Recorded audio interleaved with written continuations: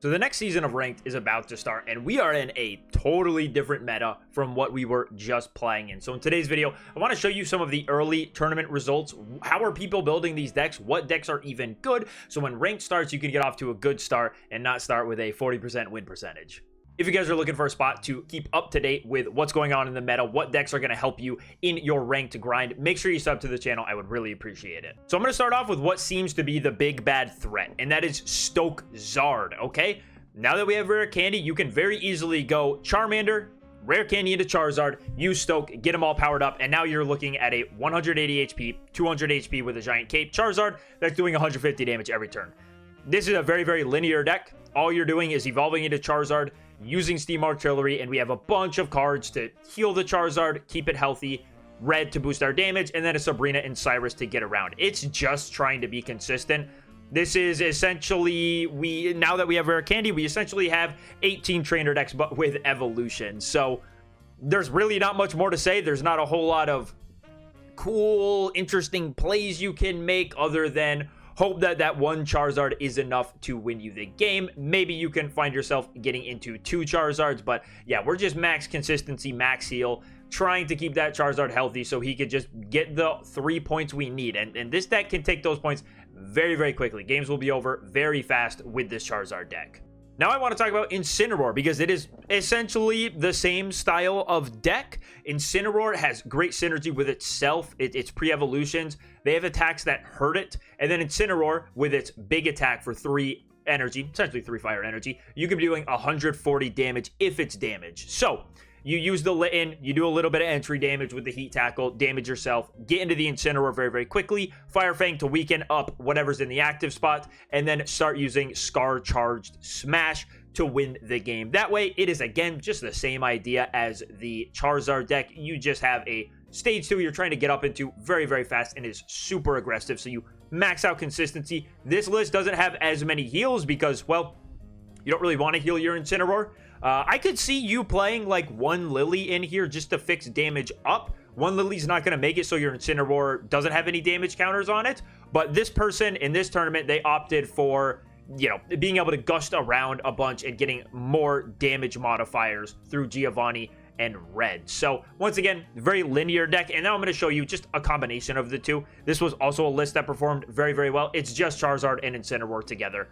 Not much more to it. You're running a 2-2 Incineroar line. You're not even using the Toro Cat because you are trying to get into the Charizard quickly, and then Incineroar is going to be a good backup attacker. I like this. I mean, it means that you have a better chance of not just relying on the 1 EX to win you the game because you're going to have more basics.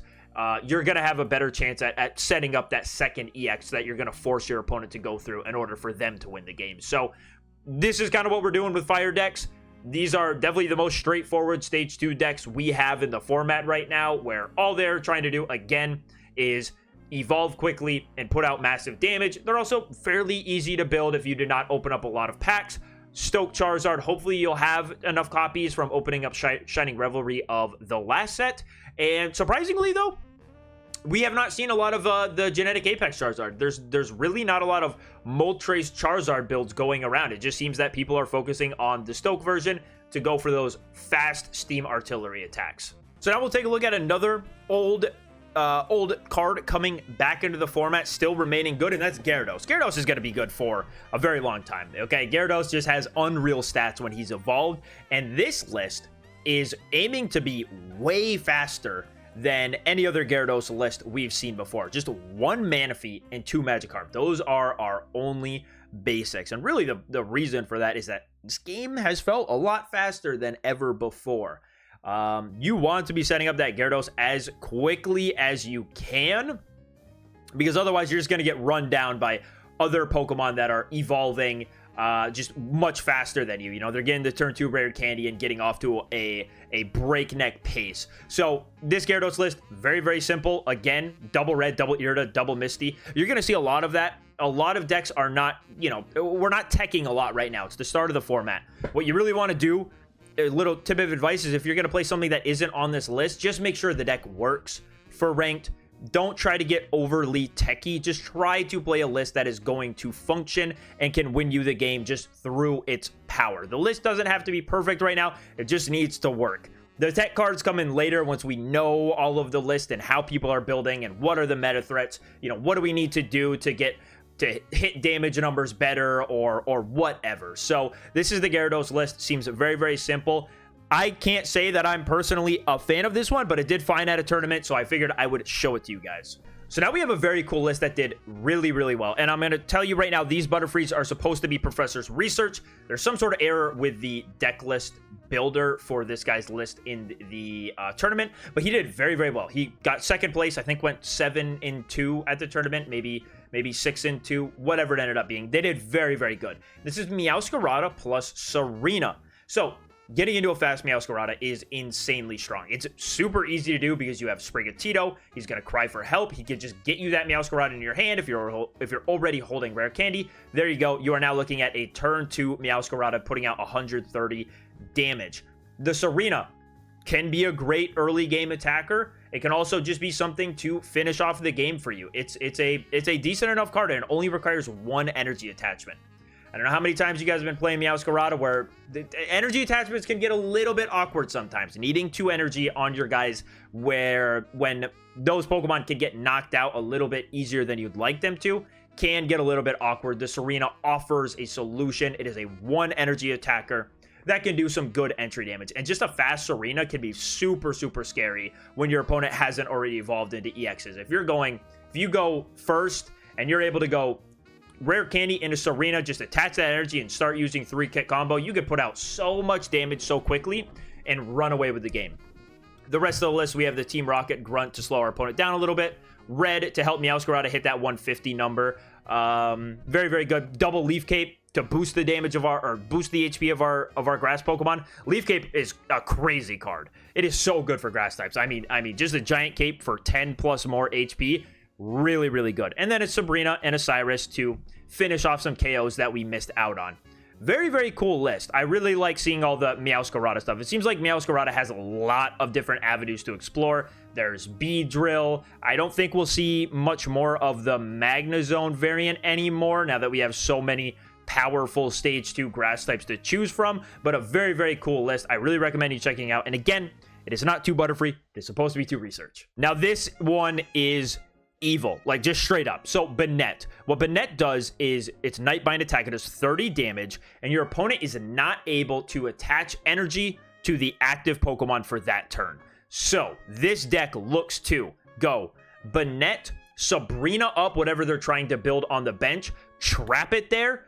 Not a lot of decks right now are playing any sort of switches, so there's a very good chance you can trap that Pokemon in the active spot and then go for Team Rocket Grunts to get any energy off of it. Maybe they attacked and then you have a backup Banette, so you send up backup Banette, go Team Rocket Grunt, and if you knock off just 1 energy, they can't do anything. They cannot attack that turn. They cannot attach energy to it. So this seems like a very, very annoying deck to deal with. You have the Mewtwo as like the backup attacker. We gotta have something we're working towards because Banette doing 30, not going to be enough, not going to win you the game. Mewtwo is going to be that backup attacker who's going to finish off the game. Tapu Lele, another super cool card. I love seeing it here. It does as the Energy Arrow attack, which does 20 damage to one of your opponent's Pokemon with energy attached to it per energy. So if they have 3 energy on it, Tapu Lele is going to do a 60 snipe to it.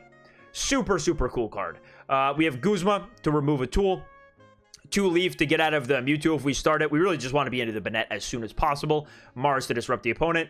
Cyrus, hit something with Banette. Maybe they find a way to retreat out of it. Guess what? Hey, you're right back in the active spot. Really, really sickening deck. Very, very gross. And it did pretty well at a tournament. So if you want to be evil on day 1 of ranked, go give this one a try. Now let's get into maybe the most hyped new EX, and that is Solgaleo. So this first version I'm showing you is Solgaleo Excadrill. This has actually done better in this one tournament or across the other tournaments than even the Skarmmory version has performed. I will show you the Skarmmory version after. That is the one I have been testing the most. I have not touched Excadrill. It's going to do 50 damage just like Skarmmory is, but it has a little bit more HP and you got to evolve. But you get to get away with not playing as many tool cards in your deck because of that. So we're just playing the 1 Rocky Helmet. This deck does not play any Cosmoem. We are just relying on being able to rare candy into our Solgaleo while Excadrill holds it down in the active spot. Probably fine because Excadrill again does have that little bit of extra HP. It could probably survive maybe one more attack than a Skarmmory would. And yeah, I mean, Solgaleo is just a really gross card. If you get off to a fast start with Solgaleo, it is so hard for your opponent to overcome that.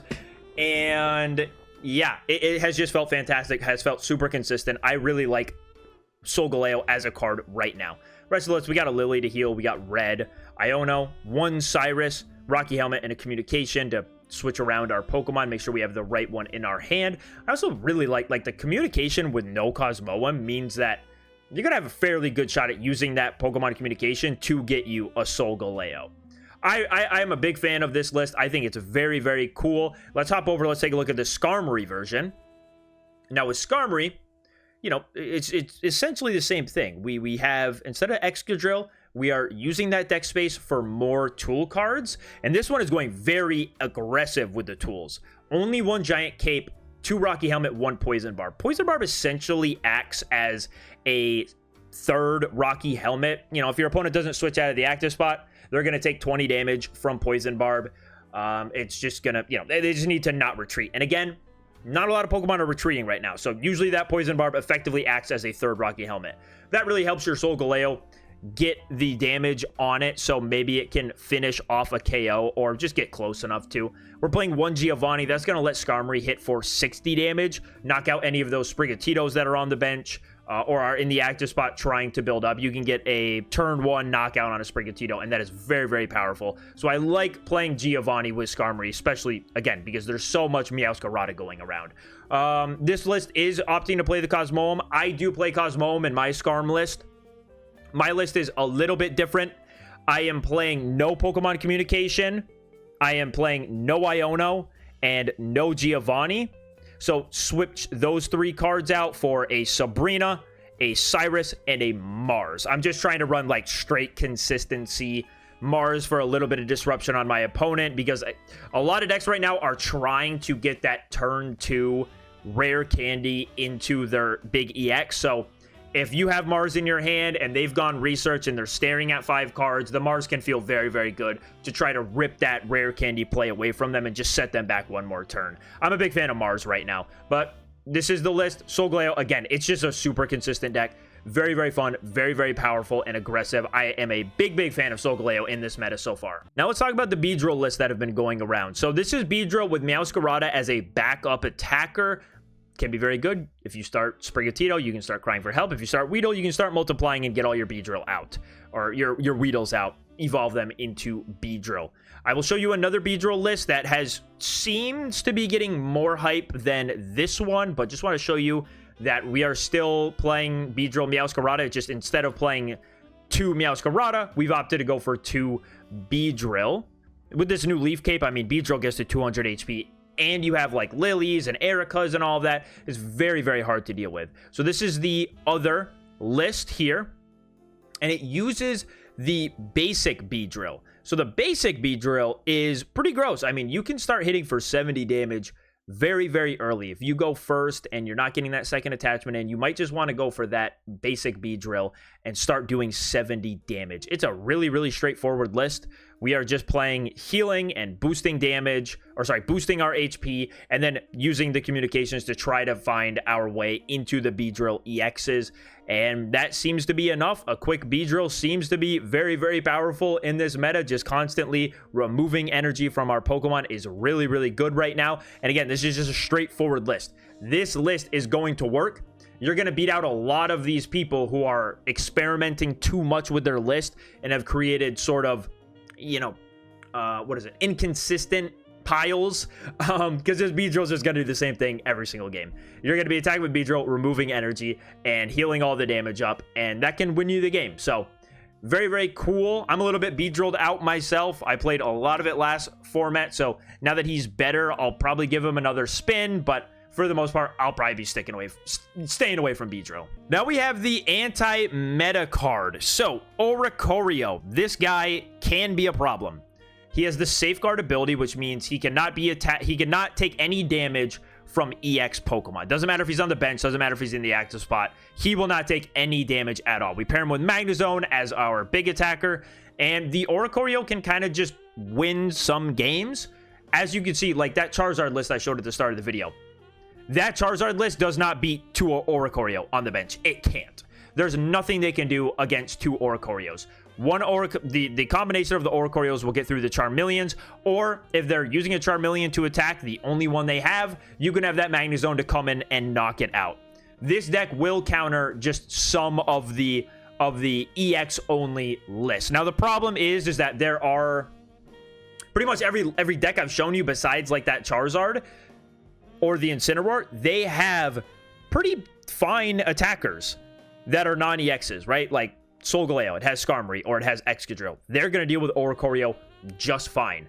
Beedrill, it has the basic Beedrill, or it has Meowscarada in there. They will deal with Oricoro just fine. I don't think the meta is quite right for Oricoro yet, but it definitely will help you out in some games. You know, it can be something that sits in the active spot when your opponent just has a Beedrill out, and they kind of can't do anything but let you set up on the back. You can start evolving your Magnetons into Magnezones and getting them all ready to take on the Beedrill in the active spot, or whatever it may be. So Oricoro is strong right now. I don't think it's like the perfect counter pick. You know, a bunch of people are going to lose to it because they're not playing enough regular Pokemon in their deck list, and especially as the meta progresses, if Oricoro becomes a really big threat, Oricoro's strength is going to depend on how weak people think it is, if that makes sense. The less people start respecting Oricoro, the stronger it becomes. If nobody's playing any cards in their deck to deal with Oricoro, it's going to be its time to shine. So for right now, it's an interesting call at the start of the meta. Just wanted to show you how people are playing the Oricoro, what seemed to be doing the best. I am really curious to try a Tapu Koko Oricoro build, because then you're dealing a lot of damage and just switching into the Oricoro and saying, hey, you can't do any damage to my Pokemon this turn because you're not going to be able to get through the Oricoro. And that seems very, very interesting to me. It might be a little bit too difficult to set up in time for it to work. But once again, this is the Oricoro list I've seen that seemed to have worked in the tournament. Okay, Return of Rampardos. If you were wondering how people are building it now that we have Rare Candy, this is the list. It is very, very similar to how we used to play it, right? We just cut down on one Gyarados and a Cyrus to make room for the double Rare Candy. That's about it. The rest of the list is pretty much the exact same. You can now just skip Gyarados and get right into Rampardos. Very, very good. I will never really like Rampardos all that much, just because finding the Skull Fossil proves much more difficult for me than it does for my opponent when I'm playing against them. I'm just never a fan of going looking for that Skull Fossil. So I don't love Rampardos. With this new Rare Candy, I might change my mind, because if you get a Skull Fossil really late in the game, it only needs to be there for one turn and you can Rare Candy it a Rampardos. Just skip the Gyarados completely. It's essentially one free turn of just skipping that evolution. So I'm pretty hyped on it. It seems like it's going to be very, very strong, even stronger than ever before, which is kind of crazy because Rampardos already was quite good, but it's just extra scary now. You can get that Rampardos online so fast, and it is really, really hard to deal with. So if you're looking for how people are building Rampardos, it's pretty simple. You just cut some of the bonus cards, I guess you would say, in order to get those rare candies in the list. And it is a much improved deck because of it. So now we have a Decidueye list. And Decidueye, I'm going to be honest, I think it's a really, really interesting card. I'm not sure if it's going to be, meta-defining or anything like that. But I also don't think anyone has really figured out the list. We were playing on stream a Pyukumuku build, which was really, really fun and seemed to be doing quite well. But this is the list that has done the best in a tournament out of all the Decidueyes I've seen, and that is a Lurantis build. Lurantis is going to do 20 damage to each of your opponent's Pokemon. Set up the Decidueye to use the Pierce the Pain attack and snipe 100 damage wherever it wants it to go. Double Lily in this list, so once you set up the Decidueye, you're going to try to keep it healthy, plus the Erica. Poison Barb, just to get a little bit more damage in play. The Poison Barb is pretty good to put on the Decidueye. It is going to mean that when a Pokemon attacks into you, if it somehow missed out on the Lurantis damage, it will then get poisoned, take a little tick of damage, and then you could Pierce the Pain and do that 100 instead of just doing 80 with Razor Leaf, or even just put the Poison Barb on the Lurantis. That works too. Very, very, very fun card. Definitely my personal favorite EX out of the set, and I'm going to be testing it quite a bit. And every time we see a new Decidu deck do good, I'm going to be the first one to try it out of a tournament for sure. I have tried, just as a little side note, I have tried the Greninja build. I've tried the Spiritomb build. All of those have felt kind of to me. Decidu, so far, the one I've had the most fun with and the most success was legitimately like Decidu with some sort of wall, and we try to turn Decidu into just attacks the active and picks up one shots that way. So take that how you will. Go experiment as much as you want with it, but this is the tournament proven Decidu list. That's going to be it for the video. Hopefully you guys enjoyed, and we will be doing many more meta recaps as things progress. Look for one very, very soon. The meta is going to be extremely volatile right at the beginning, so make sure you guys subscribe to the channel so you don't miss out on what the best decks in the format are.